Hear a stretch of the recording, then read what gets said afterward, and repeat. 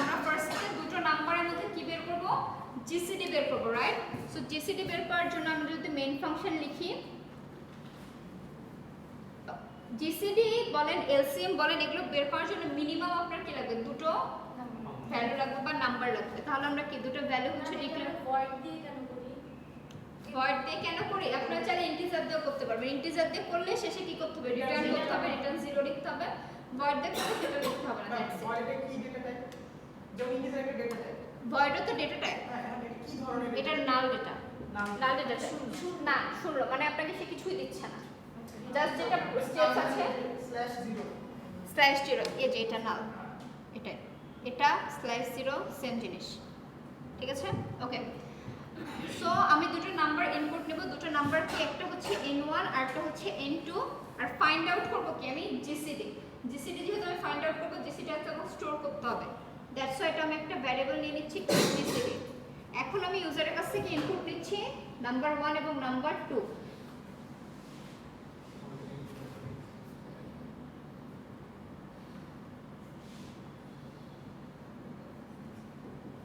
ওকে, এখন কথা হবে কি জিসিডির কনসেপ্টটা কি ছিল?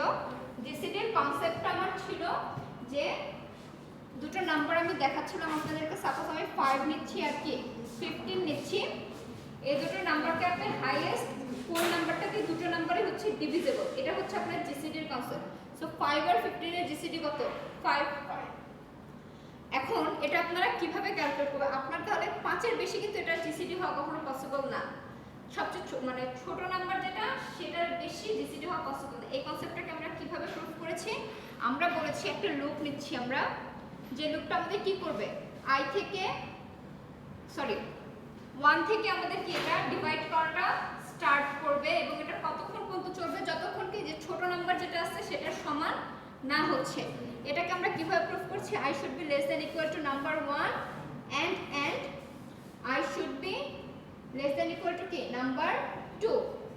তাহলে কি যে কোনো একটা ছোট মানে থেকে বড় হয়ে গেলে এটা কি হয়ে যাবে, স্টপ হয়ে যাবে, রাইট? সো এরপরে কি হবে, i প্লাস প্লাস। এটার ভেতরে আপনারা কি চেক করবেন? এটার ভেতরে চেক করতে হবে যে এই যে আইটা আসছে নাম্বারটা, সেটাকে দিয়ে যদি আমি নাম্বার 1 এবং নাম্বার 2 কে ডিভাইড করি তাহলে আমি কি পাচ্ছি কিনা, 0 পাচ্ছি কিনা, 0 না, রিমাইন্ডার 0 পাচ্ছি কিনা। তাহলে এটা কি করবেন, নাম্বার 1 মডুলাস i যদি করে ইকুয়াল 0 এন্ড ওই সেম নাম্বার দিয়ে কি নাম্বার 2 কেও যদি আমরা মডুলাস করি এবং কি ইকুয়াল 0 পাই, তাহলে সেটা কি হয়ে যাবে, ওই নাম্বারটা আমার জিসিডি। যদি ডিভাইড করতে পারি তাহলে তো সেই নাম্বারটা হচ্ছে জিসিডি না, অ্যাকচুয়ালি কমন ডিভিজার হচ্ছে, ঠিক আছে? কমন ডিভিজার হচ্ছে। এখন এটাকে আমার কি প্রুফ করতে হবে, যেটা যে আমরা তাহলে এটা স্টোর করি জিসিডির মধ্যে, আমরা কাকে স্টোর করব, i কে। এটা কিন্তু একটা লুপ চলতে থাকবে, যতক্ষণ না সব থেকে বড় যেটা সেটা আমরা পাচ্ছি ততক্ষণ এটা চলতে থাকবে। সো এইভাবে হচ্ছে কি এই লুপটা শেষ হয়ে গেলে এখানে আমরা কি প্রিন্ট করে দেব, জিসিডিটাকে প্রিন্ট করে দেব। ক্লিয়ার? এখন দেখেন 3 আর 15 এর মধ্যে আমি জিসিডি যদি বের করতে চাই, 3 হচ্ছে সাপোজ ধরেন আমার n1, 15 হচ্ছে আমার n2। আমি দুটোকে ইনপুট নিচ্ছি, নেওয়ার পর আমার কন্ডিশন কি বলছে, i এর ভ্যালু কোথা থেকে শুরু হচ্ছে, 1 থেকে। যদি ডিভাইড করব, হ্যাঁ, কতক্ষণ পর্যন্ত চলবে, যতক্ষণ কি less than equal to n1 এবং n2 না হচ্ছে। তার মানে কি 3 and n15। এটা চেক করব, এটা চেক করার পরে দেখেন দুটোর মধ্যে যদি আমি and করি তাহলে লুপটা অ্যাকচুয়ালি কতবার চলবে, কতবার চলবে,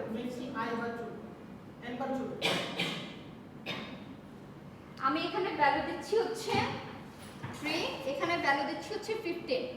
এই লুপটা কয়বার চলবে, 3বার চলবে, রাইট? কারণ কি 3 এর পরে এটা এক্সিট হয়ে যাবে, তখন কি এটার কাজ করবে না। সো 1 থেকে 3 পর্যন্ত 3বার এই লুপটা চলবে। ওকে, তারপরে কি বলছি, 3 এর বেশি কিন্তু এই দুটো নাম্বারের জিসিডি কিন্তু 3 এর বেশি হওয়া পসিবল না, কারণ 3 এর বেশি হলে কি সেটা 3 দিয়ে ডিভিজিবল হবে না, ঠিক আছে? এরপরে চেক করলাম এই যে নাম্বারটা 1 যখন আসতেছে, এখানে i এর ভ্যালু যখন 1 আসছে, তখন এই 1টা কি, 1 কে যদি আমরা নাম্বার 1 কে দিয়ে যদি নাম্বার 1 কে মানে 3 কে ডিভাইড করি তাহলে আমরা কি রিমাইন্ডার 0 পাচ্ছি, রাইট? রিমাইন্ডার তো 0 পাবো, কারণ কি ভাগশেষ 3 কে যদি আমরা 1 দিয়ে ডিভাইড করি ভাগশেষ কত পাবো, 0, এখানে 0 পাচ্ছি। আবার কি n2 কে আমরা কি 1 দিয়ে ডিভাইড করছি, করে আমরা কত পাচ্ছি 0 পাচ্ছি, রাইট? তাহলে কি এইটা যেহেতু 1 দিয়ে আমরা দুটোকে ডিভাইড করতে পারছি, তার মানে কি এটা এদের ডিভিজর, এই জন্য 1টা কি হয়ে যাবে জিসিডির মধ্যে স্টোর হয়ে যাবে, ঠিক আছে? এরপরে দেখেন আবার আসছি আমরা, i এর ভ্যালু কত হয়ে যাবে 2 হয়ে যাবে, কারণ কি এখানে কি করা প্লাস প্লাস করা। 2 যদি হয় এখানে দেখেন কি হচ্ছে 3 কে আমরা 2 দিয়ে ডিভাইড করব, 3 কে এখানে হচ্ছে 15 কে আমরা 2 দিয়ে ডিভাইড করব, দুটো দিয়ে কি যদি ডিভাইড করে ভাগশেষ কি 0 আসবে? আসবে না। তার মানে কি এটা আমার ভেতরে যাচ্ছে না, আবার কি হবে এটা উপরে চলে আসবে। এটা যদি উপরে চলে আসে এখন i এর ভ্যালু কত হয়ে যাবে 3 হয়ে যাবে। 3 হয়ে গেলে আমরা এখানে কি করব 3 কে 3 দিয়ে ডিভাইড করলে কি ভাগশেষ কত পাবো 0, ভাগশেষ 0। হ্যাঁ 15 কে যদি আমি 3 দিয়ে ডিভাইড করি ভাগশেষ কি আসবে 0ই আসবে। তখন কি হবে এটা ভেতরে চলে আসবে, যেহেতু 2 হচ্ছে স্যাটিসফাইং হচ্ছে, তখন i এর ভ্যালু এখন কত 3, তাহলে জিসিডি এর মধ্যে স্টোর হবে কত 3। তাহলে কি 3 এবং 15 জিসিডি কত আমরা জানি, 3 এর 15 জিসিডি হচ্ছে 3, তাহলে 3 কে আমরা পেয়ে যাচ্ছি। এরপরে লুপটা শেষ হওয়ার পরে কি প্রিন্ট করে দিবেন জিসিডিটাকে প্রিন্ট করে দিবেন, প্রিন্টে পার্সেন্টেজ অফ ডি, এটা কি হবে জিসিডি, জিসিডি আমরা পেয়ে গেছি, ওকে? আর আপনি যেটা দেখিয়েছিলেন ওটা হচ্ছে ইউক্লিডিয়ান মেথড, ওটা হচ্ছে করতে গেলে অনেক বড় হবে। হ্যাঁ এটাই। আর জিসিডি থেকে এলসিএম কিভাবে বের করতে চাই, আপনাদের এক্সামে যদি আসে এলসিএম বের করতে বলেন, আপনারা জিসিডি দিয়ে কি করতে পারবেন ইজিলি এলসিএম বের করতে পারবেন, কারণ আমরা জানি মেইন সূত্র হচ্ছে এটা, যেমন করেন number 1 multiplied by number 2 equals equals to LCM of number 1 comma number 2 multiplied by GCD of number 1 comma number 2।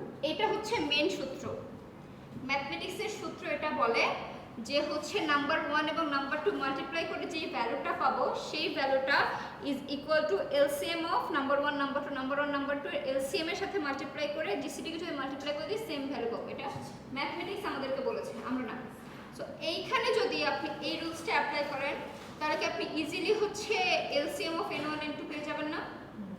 কারণ দেখেন আপনি কি জানেন জিসিডি অফ n1 n2 কত 3, আর n1 into n2 এর ভ্যালু কত 3 multiplied by 15 it's equal to 45, 3 15 is 45। তাহলে এখান থেকে যদি আপনি এলসিএম বের করতে চান তাহলে কি করতে হবে জিসিডিটাকে এই পাশে নিয়ে এসে কি করতে হবে 45 কে 3 দিয়ে ডিভাইড করতে হবে, তাহলে এলসিএম কত চলে আসবে 50। এলসিএম কিন্তু ইজিলি বের হয়ে যাচ্ছে, ক্লিয়ার? এলসিএম কি লোয়েস্ট কমন মাল্টিপল।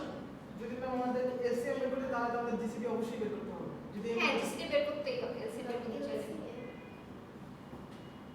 ক্লিয়ার? তাহলে এটা কিভাবে করবেন, এই যে জিসিডি এই পর্যন্ত বের করলেন, এরপর এলসিএম এর পার্টটা কি করবেন, এলসিএম এর পার্টটা এভাবে পুরো করতে পারেন যে LCM equal to n1 multiplied by n2 divided by কি করবেন জাস্ট জিসিডি করে দিলে কি হয়ে যাবে আপনাদের এলসিএমটা বের হয়ে যাবে।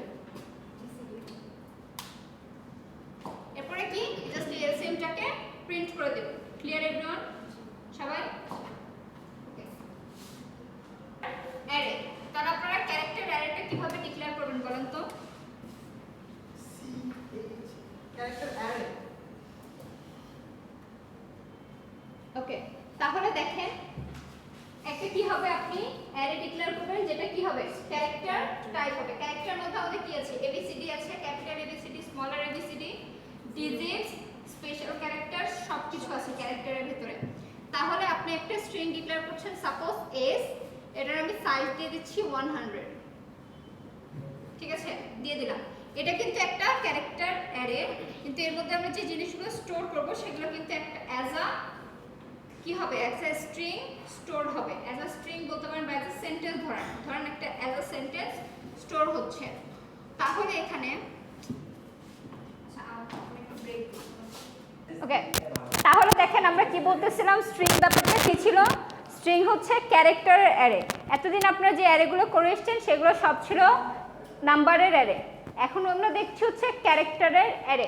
ক্যারেক্টারের মধ্যে কিন্তু নাম্বারগুলো ইনক্লুডেড। ওকে এখন দেখেন একটা নাম্বার, এই যে এটা কি একটা অ্যারে, কি অ্যারে, ক্যারেক্টার অ্যারে। এখন এই ক্যারেক্টার অ্যারেতে আপনি ইনপুট কিভাবে নিতে পারেন, আপনাদেরকে ফার্স্টে দেখিয়েছিলাম কি অ্যারে করে করে ইনপুট নেওয়া দেখিয়েছিলাম, রাইট, ইন্ডেক্স ওয়ে।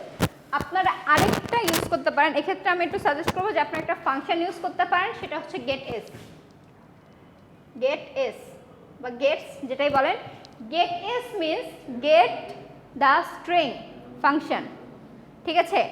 এটা হচ্ছে একটা ফাংশন, বিল্ট ইন ফাংশন, যারা কি করছে স্ট্রিং ইনপুট নেওয়ার জন্য আমরা ইউজ করে থাকি।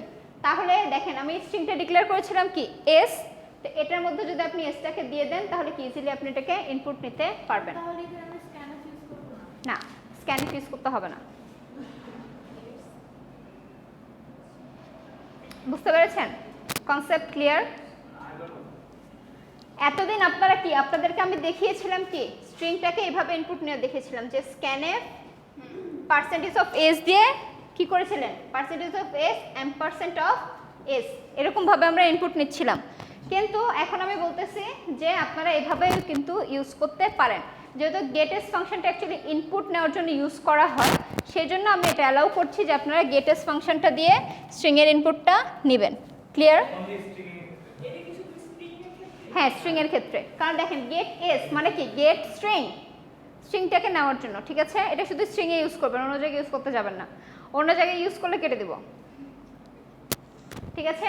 শুধুমাত্র স্ট্রিংয়ের ক্ষেত্রে আপনারা এটা ইউজ করবেন। ওকে, এখন দেখেন আমি যদি ফার্স্টে যেটা আমরা চেক করেছিলাম নাম্বারের জন্য প্যালিন্ড্রোম, সেটা যদি আমরা স্ট্রিংয়ের জন্য প্যালিন্ড্রোম চেক করতে যাই তাহলে কি করতে হবে বলেন? হ্যাঁ, স্ট্রিংয়ের ক্ষেত্রে প্যালিন্ড্রোম চেক করতে যাচ্ছেন, কিভাবে করা যায় সাকিব বলেন? আইডিয়া কিভাবে করা যায়? স্ট্রিং তো সেম, আমরা সাপোজ হচ্ছে একটা নিচ্ছি, কিছু একটা বলেন প্যালিন্ড্রোম টাইপের ওয়ার্ড। সেম ভাবে আমি শুধু নাম্বারের জায়গায় স্ট্রিং দিতে হবে না, যেখানে আমরা নাম্বার ইনপুট নিতে হবে ওই জায়গায় স্ট্রিং ইনপুট নিব এবং আউটপুটে যাবে ওই স্ট্রিং মধ্যে দিতে হবে। কেন, কিভাবে হচ্ছে? আপনি যখন নাম্বারটার জন্য করছিলেন তখন কি করতেছিলেন, মডুলাস করতেছেন, আপনি কি স্ট্রিং এর উপরে মডুলাস করবেন বা স্ট্রিং এও কি ইয়ে করবেন, ডিভাইড করবেন? সম্ভব না তো, কিভাবে করবেন? যেমন ম্যাম মালায়ালাম এটা একটা প্যালিন্ড্রোম, আবার এটা কিন্তু ক্যারেক্টার। হ্যাঁ, মালায়ালাম, ওকে অ্যাকসেপ্ট করলাম। M A L A Y A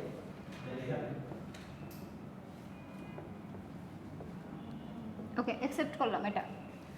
এটা হচ্ছে একটা প্যালিন্ড্রোম, আমরা দেখতে পাচ্ছি, এটা কিন্তু ভিজুয়ালি আমরা দেখতে পাচ্ছি এটা একটা প্যালিন্ড্রোম, কারণ কি এই দুটো হচ্ছে সেম, এরপরের দুটো সেম, এ দুটো সেম, এ দুটো সেম, আর এটা তো একটাই আছে, এটা চেক করার কোনো দরকার নেই, কারণ এটা মিডল। যদি এটা অড না হয়ে ইভেন হতো তাহলে কি চেক করতে হতো, যেহেতু এটা অড নাম্বার অফ ক্যারেক্টার্স নিয়ে এই স্ট্রিংটা, সেহেতু কি মিডলটাকে চেক করতে হচ্ছে না। এখন বলেন এটা কিভাবে করা যাবে চেক? আচ্ছা, একটা ছোট জিনিস দেখাই, আপনি মনে করেন একটা স্ট্রিং নিয়েছেন, এখানে এটা পুরোটা একটা স্ট্রিং, কিন্তু এই স্ট্রিং এর মধ্যে আপনার ক্যারেক্টার আছে কয়টা? একটা, দুটো, তিনটা, চারটা, পাঁচটা, ছয়টা, সাতটা, আটটা, নয়টা ক্যারেক্টার আছে।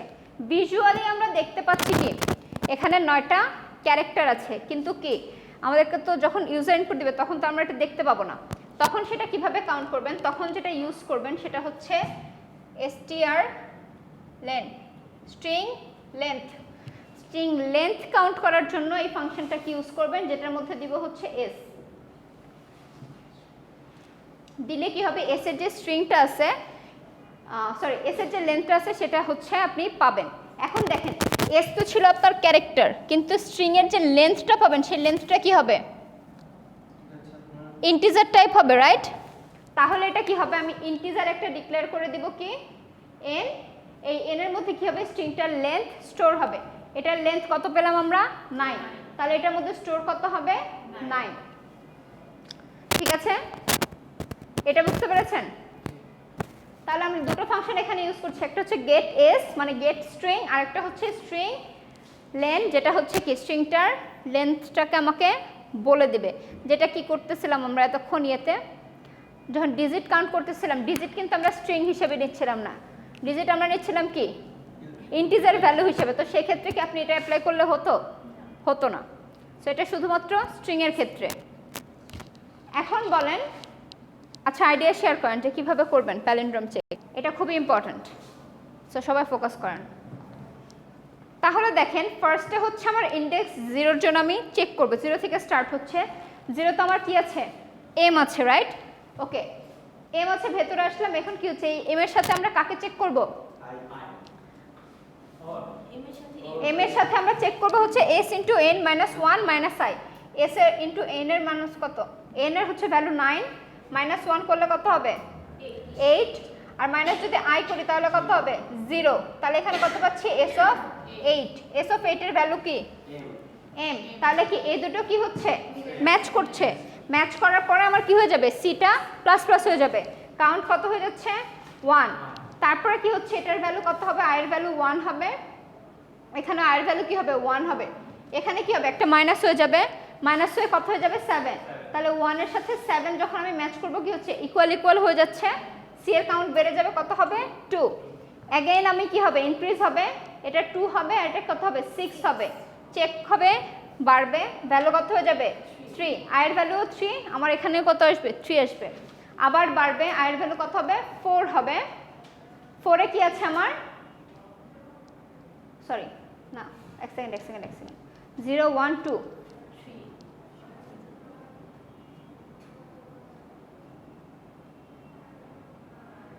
0 ছিল, এটা হচ্ছে 1, ও না ঠিকই আছে 3 থেকে এখানে আমি কি পাচ্ছি 5। তারপরে কি হবে, যখন চেক হবে তখন কি হয়ে যাবে, এক বেড়ে যাবে, বেড়ে যেয়ে কি হবে 4 হবে। তারপরে এখানে কি আসবে 4 আসবে, ঠিক আছে। 4 আসলে এখানে হচ্ছে 4 থাকছে, কিন্তু না, লুপ একটা কাজ করবে বেশি, কারণ আপনাদেরকে দেখাবো, দাঁড়ান। 4 আসতেছে, 4 এর জন্য এখানে কাউন্ট কত আসবে 5। এখানে ফার্স্টে কি হবে, এরপরে কি হবে, এটা 4 হয়ে যাওয়ার পরে, কাজটা হয়ে যাওয়ার পরে এটার ভ্যালু ইনক্রিমেন্ট হবে না, ইনক্রিমেন্ট হবে, কিন্তু ভ্যালু ইনক্রিমেন্ট হবে। কিন্তু এটা কি, যখন দেখবে যে কন্ডিশন অ্যাপ্লাই হচ্ছে না, তখন সেটা কি করবে না, কাজ করবে না। কিন্তু কি ভ্যালু কিন্তু ইনক্রিমেন্ট হবে, তাহলে এটার ভ্যালু অ্যাকচুয়ালি কত হয়ে যাবে 5 হয়ে যাবে। কিন্তু বুঝতে পেরেছেন কথাটা? একটা লুপ যখন আমরা কাজ করি, লুপটাকে যদি আমি বলি 0 থেকে 9 পর্যন্ত যদি এটা কাজ করে, তাহলে কি এটা 10 বার কাজ করবে, কিন্তু ভ্যালু ইনক্রিমেন্ট কয়বার হবে 11 বার হবে, একবার বেশি হবে। এটা ক্লাসে দেখিয়েছিলাম ফার্স্টের দিকে। সো এখানেও কি হচ্ছে, এটা কি হয়ে যাবে 5 হয়ে যাবে। সো যখন চেক করবে তখন এখানেও কি সি তেও 5 থাকছে, আই তেও কি থাকছে 5 থাকছে। এই জন্য দ্যাটস ওয়াই এটা কি হয়ে যাবে, দুটো ইকুয়াল হয়ে যাবে। ক্লিয়ার? বুঝেন নাই না, বুঝেন নাই?